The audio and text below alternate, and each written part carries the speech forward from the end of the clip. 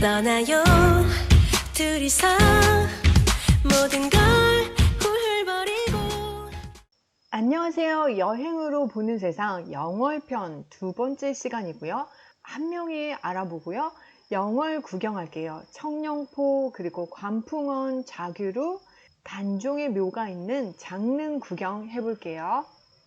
단종에게 김종서가 있었다면 수양대군에게는 함명회가 있었습니다. 김종서가 황표정사를 했다면 함명회는 살생부를 가지고 세조의 지략군으로 활동했죠. 영화 관상에서 보시면 함명회는 약간 삐딱한 모습으로 이렇게 서 있는데요. 함명회는 정말 지략군의 모사꾼 또 능력가였습니다. 세조가 함명회를 나의 장자방이다 이렇게 이야기했죠. 왕으로 만들어준 사람, 바로 초한지에서 유방을 도왔던 인물이 바로 장자방이죠. 그냥 도와준 정도가 아니라 정말 날건달이었던 유방을 황제로 만든 최고의 전략가가 바로 장자방입니다. 수양대군이 건달은 아니었지만 어쨌든 세조로 왕으로 만들어주는데 결정적인 역할을 하고 도와준 사람이 바로 함명회입니다. 사진에서 보시는 것처럼 함명회가 약간 꾸부정한 모습을 한 것은 아마 함명회가 칠삭둥이로 태어나서 그런지도 모르겠습니다. 함명회는 7개월 만에 태어나고 너무 일찍 태어나서 당시의 의술로는 부모도 포기했다고 합니다. 그런데 유모가 이불을 줄줄 말아서 그냥 따뜻한 방에다 두었는데 잘 살아났다고 합니다. 함명회는 부잣집에서 태어났을까요? 아니면 가난한 집에서 태어났을까요? 함명회는 의외로 명문가 금수저 출신입니다. 그런데 부모를 일찍 여의고 40살까지 과거 시험을 여러 번 응시하지만 낙방했다고 합니다. 아까 함명회가 굉장히 똑똑하고 지략군이라고 했는데 과거 시험에는 매번 떨어졌나요? 네, 그렇습니다. 과거 시험은 정말 어려웠고요.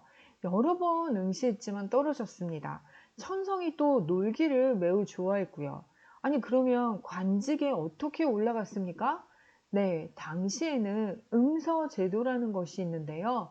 고위관리의 친인척에게는 무조건 하급 관리직을 맡겨주는 그런 제도가 있었습니다. 그래서 미관 말직인 경덕궁 관리직이라는 지금으로 치면 약간 집사 같은 관리사 이런 정도의 직책을 얻었고요. 그래서 경덕궁직이 또 벼슬이냐라고 놀림을 받기도 했습니다. 그러다가 과거 공부할 때 친하게 지냈던 권남이라는 사람의 추천으로 수양대군의 휘하에 들어갑니다. 권력을 호시탐탐 노리던 이 수양대군의 마음을 읽은 거죠. 그리고 그의 참모가 돼서 드디어 수완을 발휘합니다. 깡패들을 포섭해서 무장들을 이끌고요.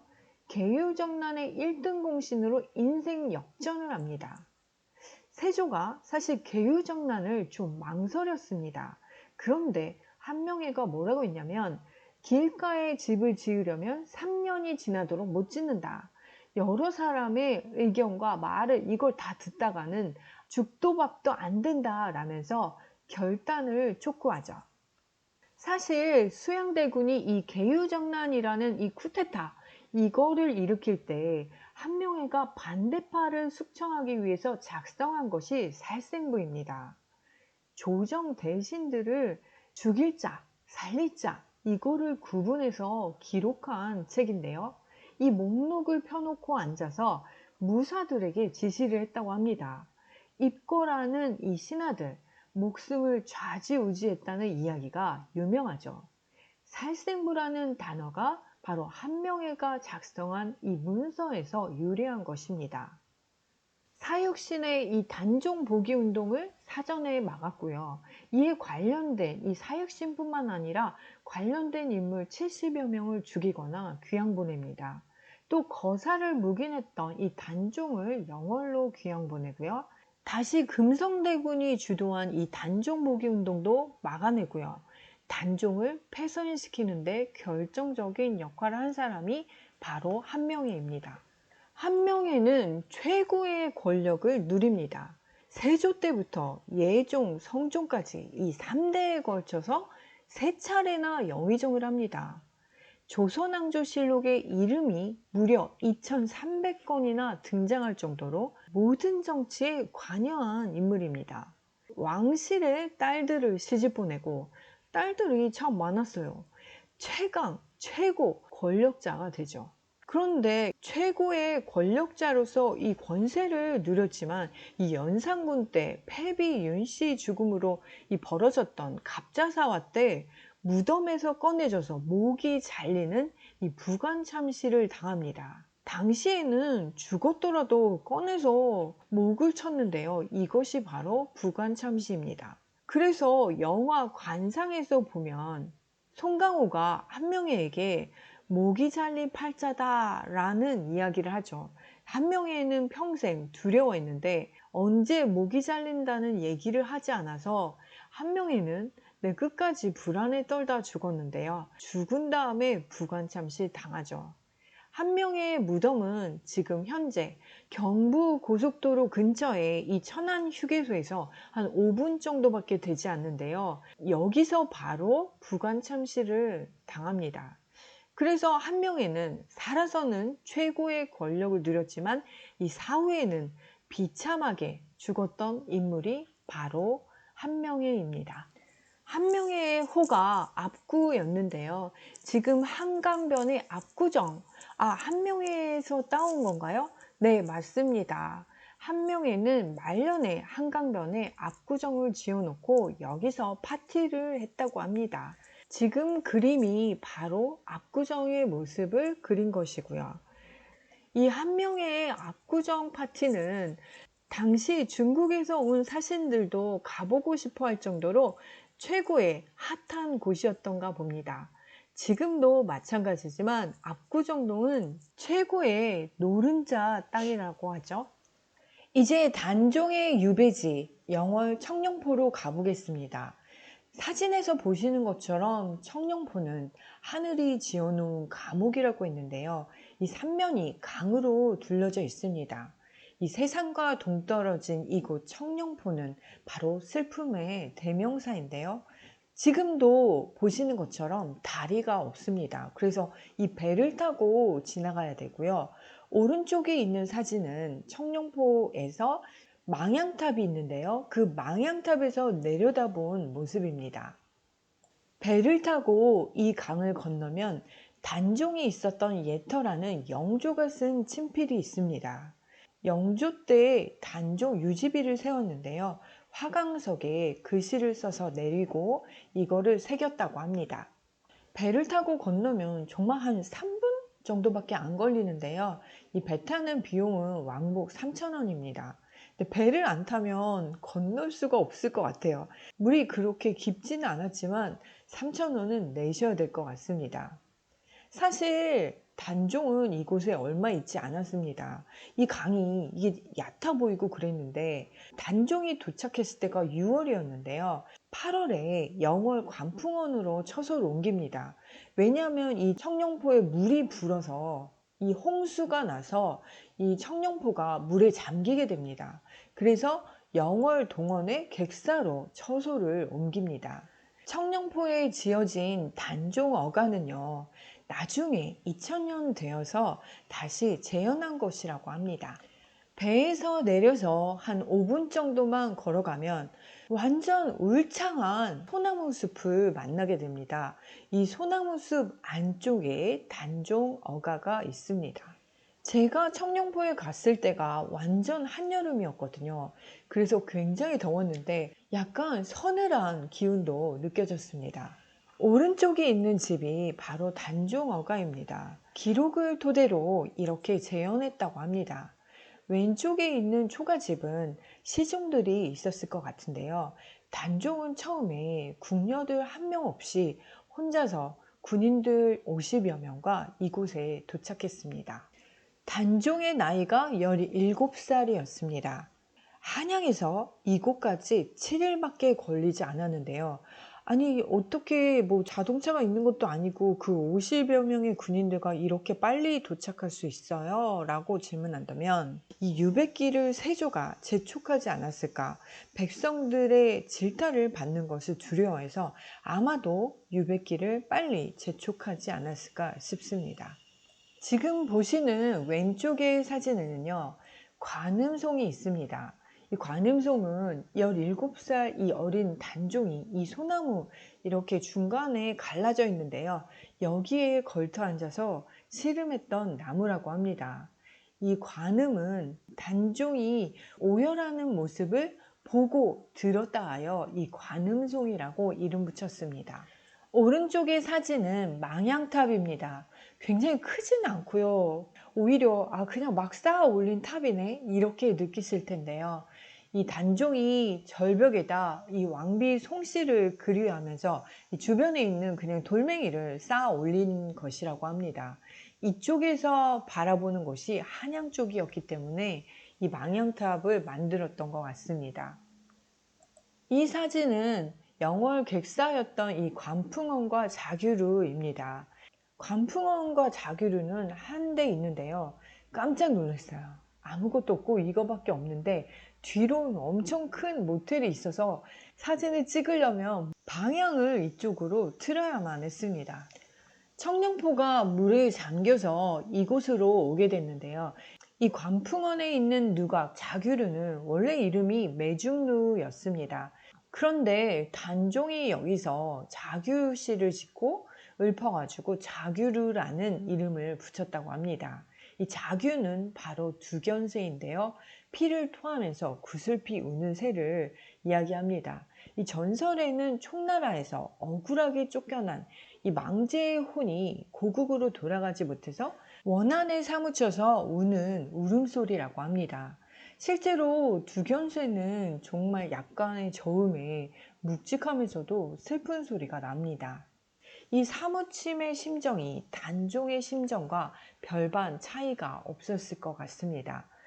단종이 부른 이 자규시는 한 마리 원한 맺힌 새가 궁중을 나온 뒤로 외로운 몸, 짝 없는 그림자, 푸른 숲속을 헤맨다. 밤이 가고 밤이 와도 잠 못 이루고 해가 가고 해가 와도 하는 끝이 없구나로 시작하는데요. 정말 이 마지막을 이곳 관풍원에서 지내다가 사약을 받고 돌아가신 이 단종의 슬픈 마음이 느껴지기도 합니다. 세조는 금부도사 왕방현을 보내서 사약을 내렸다 또는 자결했다 이런 이야기가 있는데요. 조선왕조실록에는 노상군이 이를 듣고 스스로 목매어서 조라니 예로서 장사 지냈다 라고 기록했습니다. 근데 사실 세조는 친조카를 죽이고 시체도 수습 안 하고 방치했습니다. 정작 실록에는 단종이 자살해서 예를 갖추어 장사 지냈다고 역사를 조작했죠. 그때가 음력 10월 말이었으니까 12월인데요. 아주 추운 한겨울이었습니다. 이 강물에 시체를 던졌는데 이 옥체가 둥둥 떠서 다시 빙빙 돌다가 돌아오곤 했다는 기록이 있습니다. 세조는 단종의 시신에 손을 대는 자는 삼족을 멸하고 엄벌에 처한다는 엄명을 내렸습니다.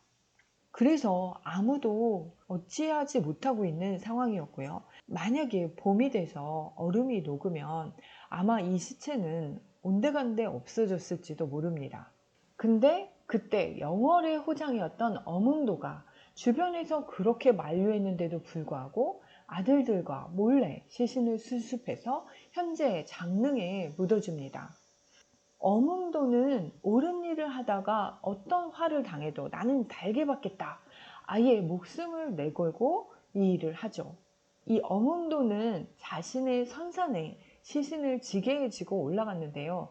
눈이 덮이고 땅이 얼어서 곡괭이도 안 들어가는 그런 얼어붙은 땅이었습니다. 그때 지게를 내려놓고 잠시 쉬고 있는데 노루가 인기척에 놀라서 달아납니다. 그리고 일어나서 지게를 지고 가려고 하는데 지게가 꼼짝을 안 하는 거예요. 근데 노루가 앉아있던 그 자리를 보니까 눈이 쌓이지 않았어요. 그래서 그 자리에 시신을 묻어줍니다. 시신을 묻어주고 어몽도는 가족들 수십 명과 계룡산으로 가서 동학사에 단종의 의복을 건네고 초은제를 치르고 사라집니다. 그래서 지난번 동학사 편에서 숙모전 했었죠. 이 단종의 숙부 안평대군, 금성대군, 또 김종서, 사육신이었던 성산문, 박백면, 그리고 생육신인 김시습, 어몽도, 이렇게 280여 명을 모신 곳이 바로 숙모전이었습니다. 어몽도는 가족과 함께 고향을 등지고 각지로 흩어져서 숨어 있었는데요. 숙종 때 어몽도의 충절을 기리는 충이라는 시호를 받게 됩니다. 나중에 이 단종의 묘는 숙종 때 단종 왕릉으로 꾸미게 됩니다. 어몽도는 당시 지명수배령을 받았는데요. 중종 때에야 지명수배령에서 풀려납니다. 자그마치 59년 만의 일입니다. 지금 왼쪽에서 보이는 사진이 바로 장릉에 있는 어몽도 정력각인데요. 장릉에 가시면 왼쪽 편으로 돌아서 가면 바로 만날 수 있습니다. 오른쪽 사진은 바로 사약을 들고 갔던 금부도사 왕방현의 시조비입니다. 왕방현은 단종의 죽음을 보고 이렇게 돌아가면서 이 시조를 지었다고 합니다.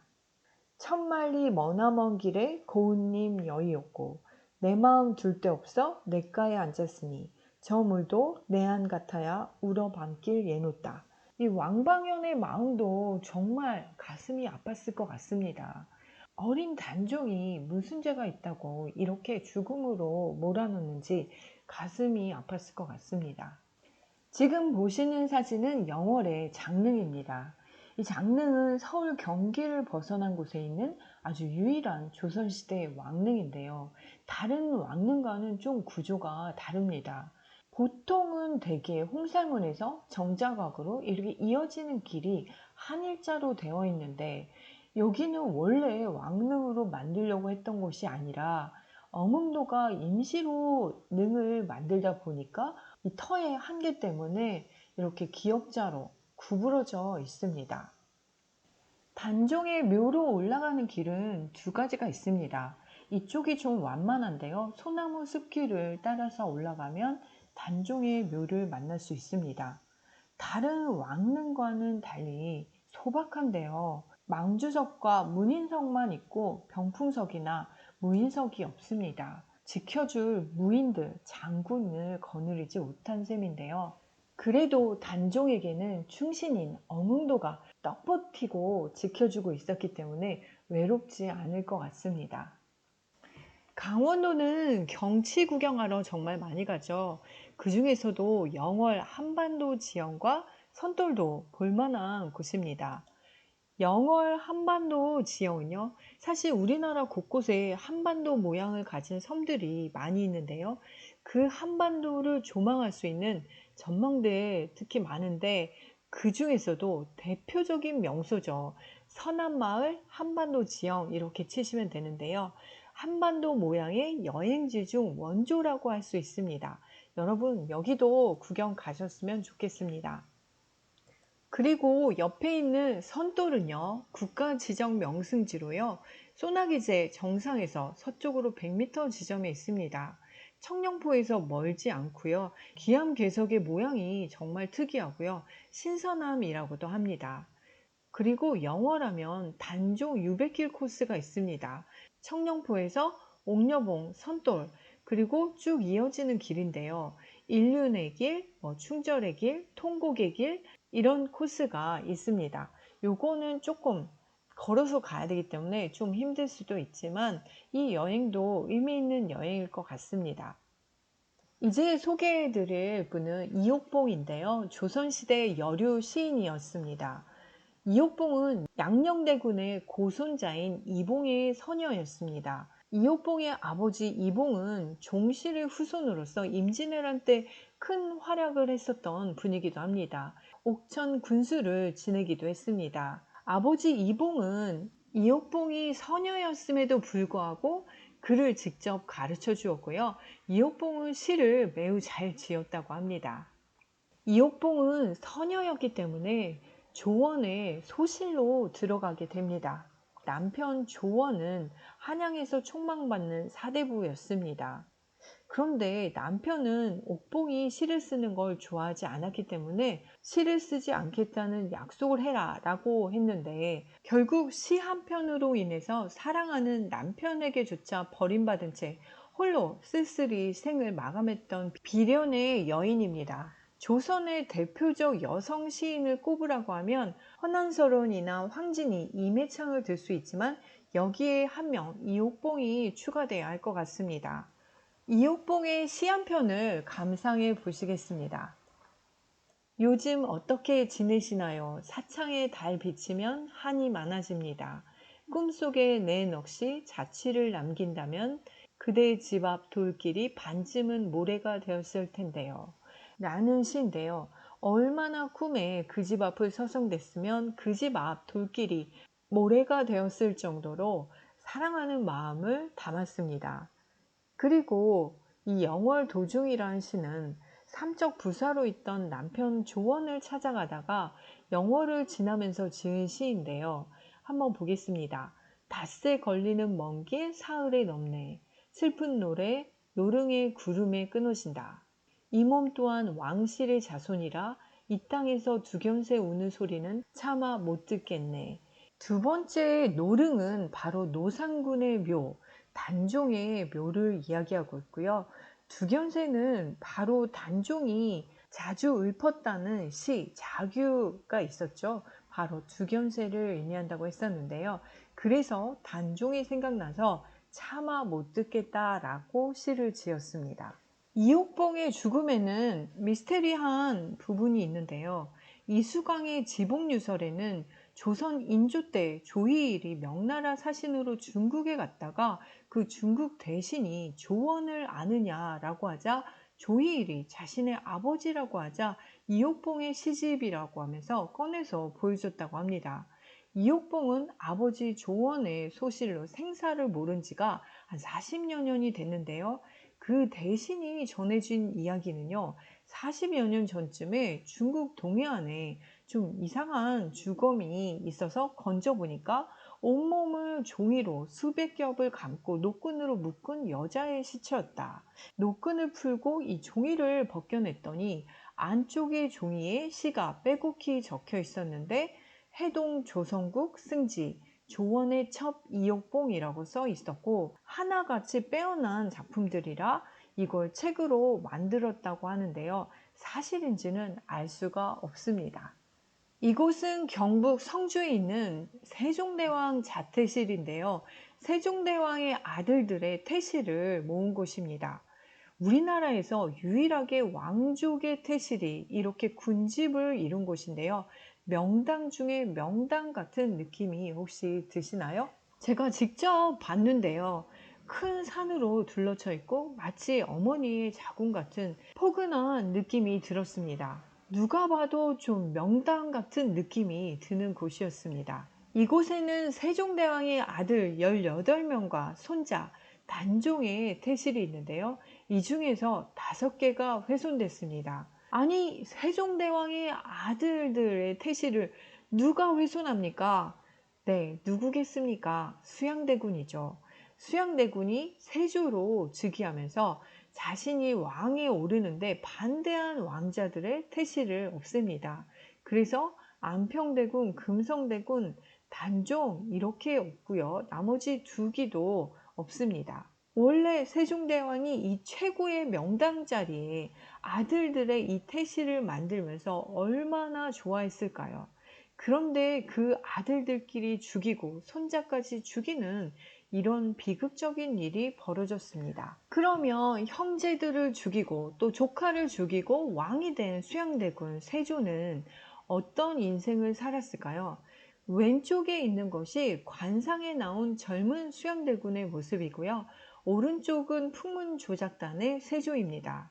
13년간 재위하다가 병으로 차남 예종에게 왕위를 넘기고 죽습니다. 세조는 자식복이 없습니다. 장남 의경세자도요, 세조 즉위 3년 만에 요절하고요. 또 차남인 예종도 즉위한 지 13개월 만에 죽어서 둘 다 20세를 넘기지 못합니다. 자업자득 같은 느낌이 많이 들죠. 본인이 이렇게 많은 사람들을 죽였기 때문에 불교에 심취하게 되는데요. 나중에 세조는 원각사를 세웁니다. 연산군 때는 이 원각사가 기방으로 사용되지만 이 원각사지 10층 석탑 지금도 남아있는데요. 현재 서울의 탑골공원에 있는 것이 원각사지 10층 석탑입니다. 세조는 본 속리산 정의품성과도 관련이 있고요. 세조가 목욕 온천을 굉장히 자주 다닙니다. 몸에 종기가 많이 나는데요. 이 내용이 바로 풍문조작단에 나오는 세조의 모습이라고 볼 수 있습니다. 세조가 종기에 걸리게 된 원인은요. 어느 날 잠을 자는데 꿈속에서 이 단종의 어머니가 나와서 세조에게 침을 뱉었다고 합니다. 근데 그 부위부터 종기가 나기 시작해서 고름이 넘쳐서 죽음을 맞이했다라는 이야기가 전해집니다. 어이가 치료를 못하자 온천욕을 자주 즐겼는데요. 아산의 온양온천, 여기를 자주 행궁하기도 했다고 합니다.